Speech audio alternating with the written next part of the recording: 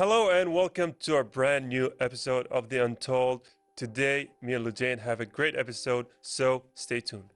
We get to talk to Millicent Edet, who is a homeschooler and early education specialist, and I think we're going to have a great time talking to her.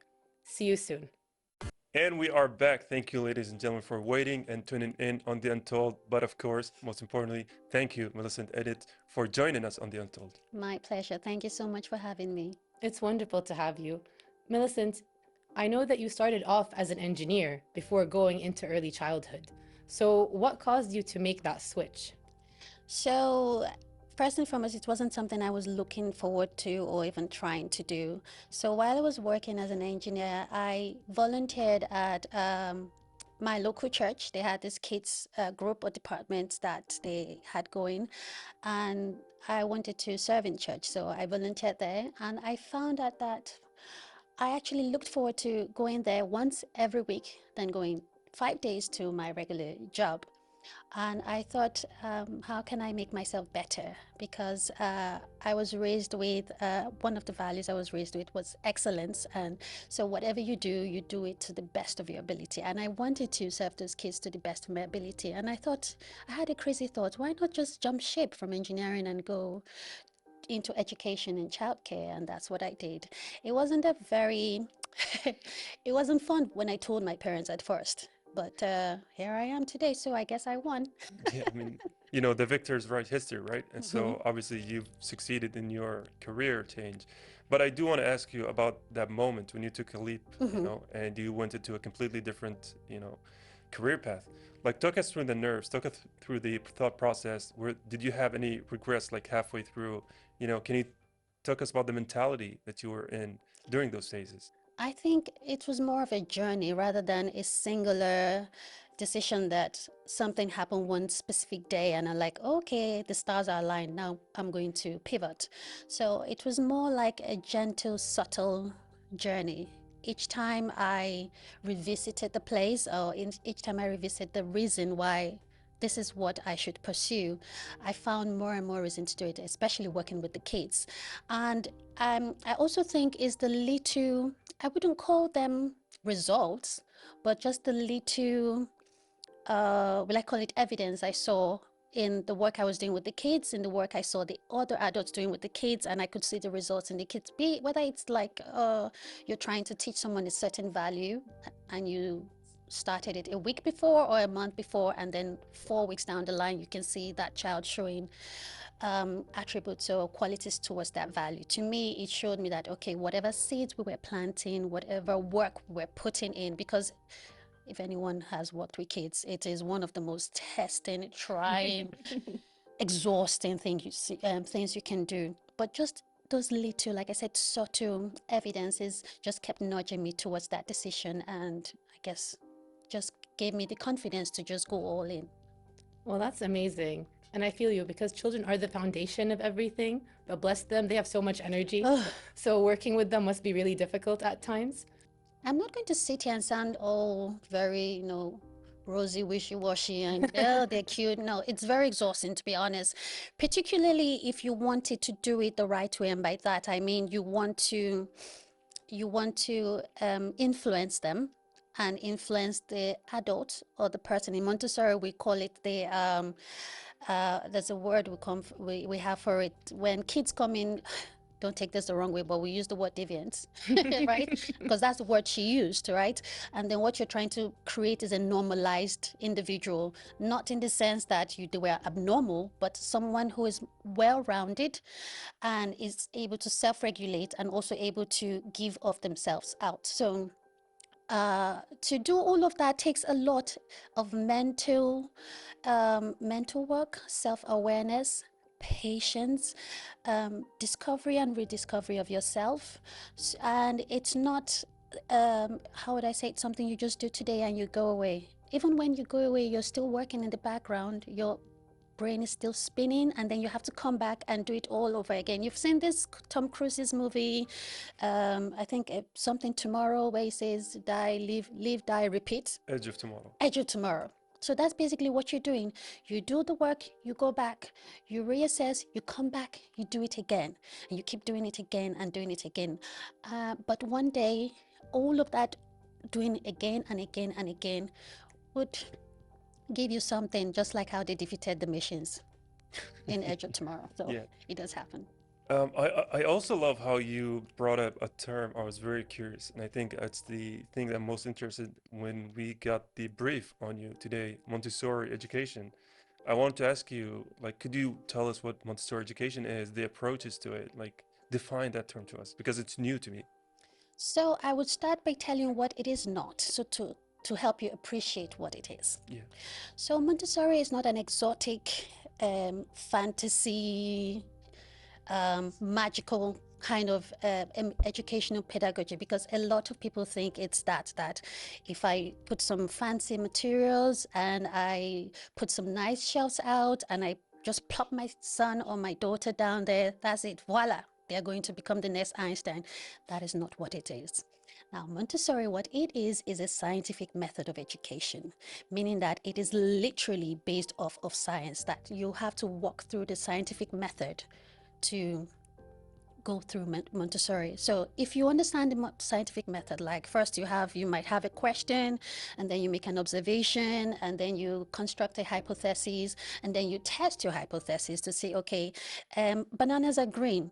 Okay, what do I need to put together to get me green bananas so that I'm sure that bananas are green? And you might say, okay, if I combine A, B, and C, it's going to give me green bananas. That's you testing your hypothesis.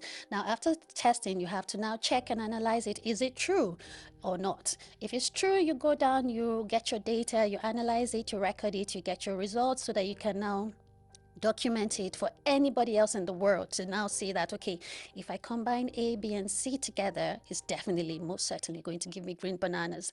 That is what Montessori is, and that's what a lot of people are not aware of. That is actually based off of science. So it's a very structured, very analytical, and it's a very procedural kind of educational pedagogy. And maybe it's the engineer in me that just naturally and very easily, will I say, gravitated or accepted that pedagogy. So that's what Montessori is, and most especially it's a pedagogy that is based on time. Yeah. Right? So you have to be willing to put in the work. You put in the work, you wait for the time, and then you get your results. But the results are not, they're not probably or probable, no, they're inevitable. It's just that long stretch of time, you will definitely get the results. So that's definitely what Montessori pedagogy is. Well, actually, I was a Montessori kid. I went there for nursery school, and so did my brother and my cousins. Like, our family was heavily invested in the Montessori system. And I don't know why some people think it's very free and unstructured, because I think there was actually a lot of structure involved. And it helped me develop quite a foundation so that the rest of my schooling years, especially in the early years, was very easy thanks to the foundation I got at Montessori. So what misconceptions do you think people have? I think you've already pointed one of it, which is the people feel it's unstructured. Just let the child choose whatever they want to choose and do whatever they want to do. Excuse me. And there's something I used to do when I was a Montessori teacher. The first time another teacher saw me doing it, they were like, why are you doing that? I said, because that is what we are supposed to do. And that is, for instance, one of talking about structure. A child can just walk up onto a shelf and take anything there. They have to have been introduced to it, and they have to excuse me, through observation, demonstrate that they're using the materials the proper way. So if a child is not using a material the proper way, what we do is there's a word we call it in Montessori, I can't remember it, but it's almost like you withdraw it from them. So it's not like you go and snatch it out of their hands. You redirect them to something else, very gently, but you redirect them to something else, and you use that time to observe, why is this child not able to use this material properly? Is it because they didn't understand my presentation, or is it because they don't have the mental developmental maturity to fully understand how to use this material? Or is it because the material itself is not appropriately presented, be it on the shelf or whatever it is for the child? So this is what you do when you go and you do your observation, and then you assess your observation. So there's that structure to it. And when a child has been presented to something, we have this levels we have. So we have simple, we have intermediate, and we have complex. So for instance, a child is learning how to count. We don't just start 11, 12, 13, 14. What happened to 1 to 9 or to 10, right? So you start from 1 to 9, and then you also have to check to understand that the child understands the progression, the lateral progression from one you have to get to 2, from 2 you have to get to 3, and then you get to 4. They have to understand the incremental value of it by ones to get to 10, and then they can count backward as well from 10 to 9 to understand that everything is increasing by 1. Then you now move to the teens and teaching them 11, 12, 13. So this is the kind of structure that Montessori, and I just gave you a very simple example with counting. When we now get to science, it's a whole different ballgame, which I love anyway. So yeah. Yeah. You know, I think something about teaching, and this is something I've known from all of my friends who are now teachers, is that teaching, because it's one of the oldest professions in history, True. there's a lot of tradition in it. So when one of my, you know, I say recent, but that was like 10 years. He's been a teacher for 10 years. One of my friends who recently, 10 years ago, got into teaching, he tried to bring new methods to talking about the children, right? Methods that were based on research, on science and everything. And then the schools, like, we know what works, we know what doesn't, just stick to the rule book. So there is some, you know, pushback whenever Yes. a radical new idea comes along. But as students, I remember when we first got a American professor who showed us open book tests, we were like, is this legal? And then and then the professors were like, yes, because, you know, what situation in real life you're gonna have to rely on memory instead of having to look the information yourself. And so that made me think is that sometimes you need to break what is tradition so you can move forward, and including teaching methods, including approaches to teaching. I think for me, right, because sometimes the danger that Montessori guides or teachers sometimes fall into is elevating Montessori and putting down traditional methods of educating or education. And for me, it's not so much Montessori is better than those ones, although if you ask me sometimes, but nobody's checking. So it's not so much that, okay, it's actually what is working. Because even with my son, we used the Montessori pedagogy or the approach to educate him. We're very, will I say, we're just spot on there. We're not doing anything else. But sometimes I find out that, okay, some other approaches might work, and it might be coming from a traditional background. And my job is not to do Montessori versus traditional. It is what is working for my son. So even when I was a Montessori teacher, what I was always after is what works for the child, not who is better. Is it Montessori? Is it curriculum for excellence? Is it national curriculum? What works? Yeah. So if aspects from national curriculum works, get on with it. If Montessori works, get on with it. Because at the end of the day, even if you're working with some other pedagogy, it's still Montessori, because Montessori puts the child at the center. And if you put the child at the center, you will always get it right. Whether you're borrowing from here, from Japan, or from England, you will get it right. And that in itself is Montessori. Honestly, that was very well said, and I think you made some really valid points. We're going to go on a short break though, and then I hope we can discuss this some more because it's so interesting. Lovely, thank you. Stay tuned for after the break. And we're back, ladies and gentlemen. And I believe we haven't gone through it in the first part of the conversation, is that, you know, you've taught or have been in both Scotland, England, and now in Kuwait. So we do want to ask you about I would say the cultural differences, you know, teaching in those three kind of environments. Even though people might presume that Scotland and England are similar, you know, if you said that you're going to get beat up. So how does the experience shape in all of these? Well, for starters, when we talk about Scotland and England, I wouldn't say that there's a very huge difference in both pedagogies, because in Scotland they use the curriculum for excellence, and then in England they use the national curriculum. So why I say that is because both curriculums or approach, they put the child at the center by ensuring the rights of the child is paramount and is key. Like, it's almost like the child is first, second, third, and sometimes the parents come under that. Okay, so that's what they do. And another thing is they place very strong emphasis on interdisciplinary professional collaboration. Like for instance, if you just, all you need to do is just cough about the child, and then you see the nurse, the child nurse come in, the maybe child psychologist, the speech therapist is right at that door. You see the child protection officer, you see everybody coming. So there's a very huge emphasis on everybody working together to support the child. And I've noticed that from both cultures. One thing I would say is just very slight difference, and it's almost like you have to put on the binoculars, a telescope, a magnifying glass, and whatever else to notice it. Is, I would say, how the parent is encouraged to not just participate, but own their right as a parent in the education of the child. And I think I noticed that more, just slightly more in England than in Scotland, how the parent is just encouraged and accepted to have a bit more say in the child's education and development. So that's just a slight thing I'll notice. Now, being here in Kuwait, I haven't had the opportunity in working in any institutions or organizations.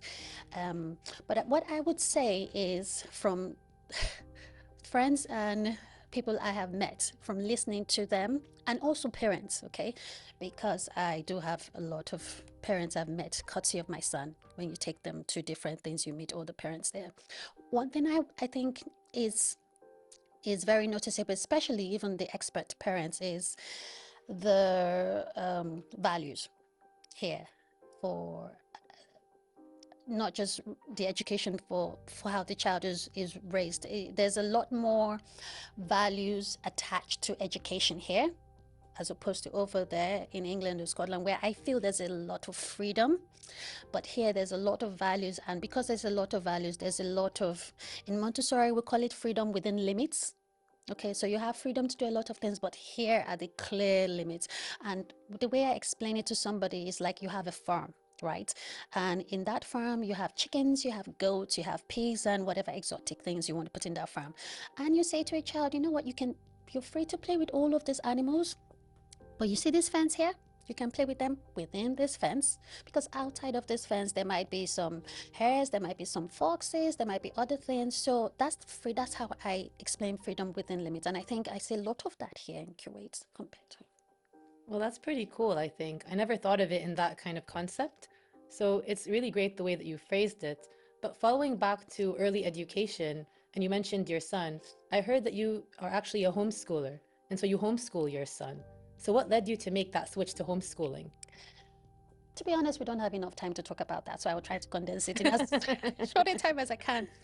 I think when my son was ready to go into reception, this is in England, because we've already started home educating him from when he was 6 months old, he was quite more, a bit more advanced than the kids in reception. And when we went viewing schools in the local area, and we asked, and we assured them all the records and everything, what they said was they couldn't do anything to keep that up. He has to almost like fall in line with the rest of the kids. And that wasn't something my husband and I wanted for our son. Not because we wanted him to keep racing ahead, but we wanted to it's almost like keep your leg down on the pedal. Okay, if it's working, keep doing that. So that was one of the major reasons why we decided to keep homeschooling, despite the fact that he was being homeschooled and then he was attending the nursery at the time. That's one of the reasons. And of course, there were some other family values that were important to us. And because we lived in the UK, and there were some things we were seeing that didn't align with our family values, we wanted to create an environment where that would continue to flourish until our son was more mature enough and had more self-regulation to make those decisions clearly on his own. And of course, we loved to travel. And if you know anything about education in Scotland or England, you cannot travel during term time, otherwise you'll be fined or you will go to jail. And I didn't know it was this that is my severe. thing. I don't think jail is going to be suitable for me. So that's one of the reasons why we decided to homeschool as well, but majorly to support his education at his own pace. You know, the thing about homeschoolers, and I'm talking about students, is that back when I was growing up, they felt like a rare currency. You know, when one of our friends dropped out of school to finish high school at home, we were like, you could do that? And again, we were all shocked, right? We were like, how can you, did you find a loophole? And then he was like, no, you have one test. So they always felt like bureaucrats, like the upper echelon of Yeah. society. So, homeschoolers to me feel like, they feel like royalty. But I do want to ask you is, because you said you've taught your son at home, did you find it difficult to have that separation between parent teacher, or were you great at balancing the two? Because I'm sorry to interrupt you, because I'd imagine one requires more finesse than the other. To be honest with you, it took some time. Like I said, my son is 7 now, and we've been homeschooling him since he was 6 months old. So it took me some time, because I'm the primary homeschooler, my husband works. It took me some time to get that, I wouldn't call it separation, but will I call it symbiosis of the different roles that I play, and to play them not well, but play them wisely. Because whether I'm homeschooling or not, I'm always mama or mommy or mom. It doesn't stop, even in homeschool time. So like I said, it took me some time, and that time also is part of the growth, because one of the things that discourages people from homeschooling is, like, they say, I cannot do it. There is no child that is born into this world that comes out of the womb and says, you know what, I'm an expert at doing life. Like, I'm going to knock this thing out of the park. No child does that. So whatever you decide to do, whether you're trying to get a degree in anything, you have to do your own growing. And it's not different for homeschooling. So I had to do my own growing, where I had to go through my insecurities, go through my, well, I call it's not regrets, but my loss of better income, because I was working at some time.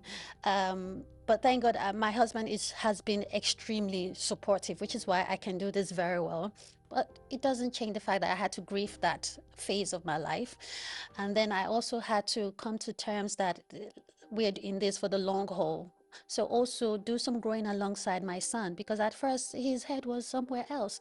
But now that he's 7, he's no Buddha, but he has also matured, and he now understands why we do it, what we do it, what our schedule is like. So I would say it's been a growing process for me, for my son, and we're still growing as well, because we're not there yet. We keep growing, and because I've seen the results of the past growths, I have motivation and encouragement to keep doing it and keep growing as well. Well, as you said before, it's a journey. And obviously, you're going to invest more in your son because he's your son and you want the best for him. But since your son is only 7, you had to homeschool him during a very crucial part of his development, from ages 0 to 6. Yeah. So how did that work? Did you have to approach things slightly differently? Because how do you get the child to fully fall in line at such a young age? So the thing is, before I homeschooled my son, I was also a teacher. So I have had other guinea pigs, if I can use that word, but in a cute way. And one thing that I think that separates Montessori from other pedagogy, I think, is the emphasis on child development from a scientific point, not just from a fantasy, like this is what we think a child should be doing at a certain age. So it's almost like garbage in, garbage out. You have to see, you have to document, you have to do that. So I've had previous experiences with that, with other kids, but nothing prepares you for educating your own child. I can imagine. So like I said, again, I have to do some relearning.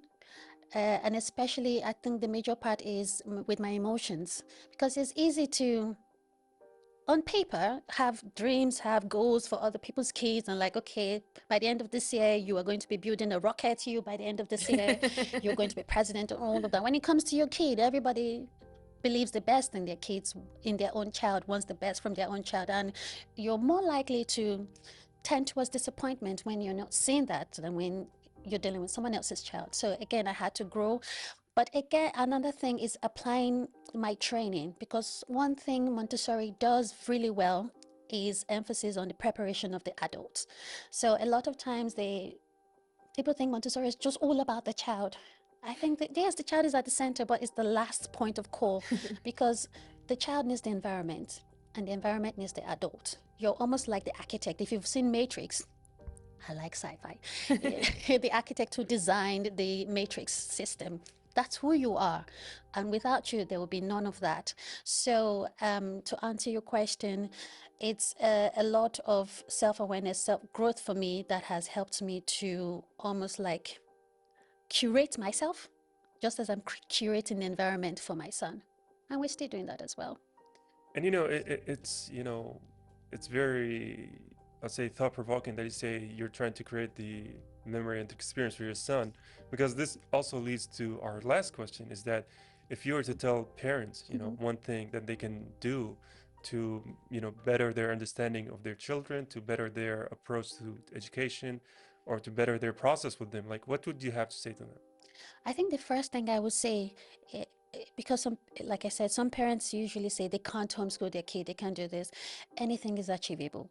Anything. I've seen someone teach themselves to play a guitar when I was in the UK. One of our neighbors at 55, and till now I don't know how to play guitar. And he just sat down and taught himself. So anything is achievable. Just have that awareness. Anything can be achieved. Then secondly, remove the veil from your eyes thinking that Montessori is magic. It's not magic. It's hard work. You have to be willing to put in the work. And then thirdly, I would say, not everybody can go to school or go to college to learn about Montessori. One of the things I do is I provide like coaching or training for parents, but not to say you have to go train, but you have to first go through a realization of yourself, because the apples don't fall far from the tree. Whatever you see from your child or of your child, be aware that you are somehow playing a part of it. So I would say, believe that anything is possible. High, excellent education is possible for your child. Go through a learning and a relearning of and for yourself, and then put in the work. If you need to get the materials, if you need to do a few seminars, a few trainings, you have to put in, because there's a price to pay for greatness. There is no shortcuts. There's a price to pay. Pay the price, allow that time, like I said, and the result is not probable, is inevitable. You will get it. And I have evidence for that with my son and with the other kids I've taught too. So hope that helps. Well, that's amazing. And I think the fact that you can use your child as an example probably put the parents' trust in you some more, because when it's your own kid versus just other kids, they know that you're really taking the time and the effort to do it properly. And the way you described this whole journey in philosophy was really interesting. And I want to thank you for sharing all of this with us. My pleasure. Thank you so much for having me. It's been lovely chatting with you both. It was so wonderful chatting with you. Thank you. I'm so glad I got the Montessori leg up. I want to just flex it because I can. Watch out, everyone. She's going to be walking with a chip on her shoulder. Yeah, that's all we have for today. But again, thank you for joining us. My pleasure. And we're going to go on a short break. Stay tuned. Well, that's it from us, the team of the Untold, an educational episode, educational kind of untold. It was, and it was great to see that someone was talking about Montessori being quite a good foundation, since I myself did that as a child. And I love that what she said was that the child has to be the focus, but the parents also have a lot of work to do in early education. And I think a lot of people can learn from that when building a foundation for their child. Very well said, Lejane. The key takeaway from this episode is that for parents, you have to be a little bit hands-on and don't be afraid to tackle new approaches to education. It goes for teachers as well. But that's it from us, the team of the Untold. Until the next one, goodbye for now. Goodbye, and I hope you enjoyed the episode.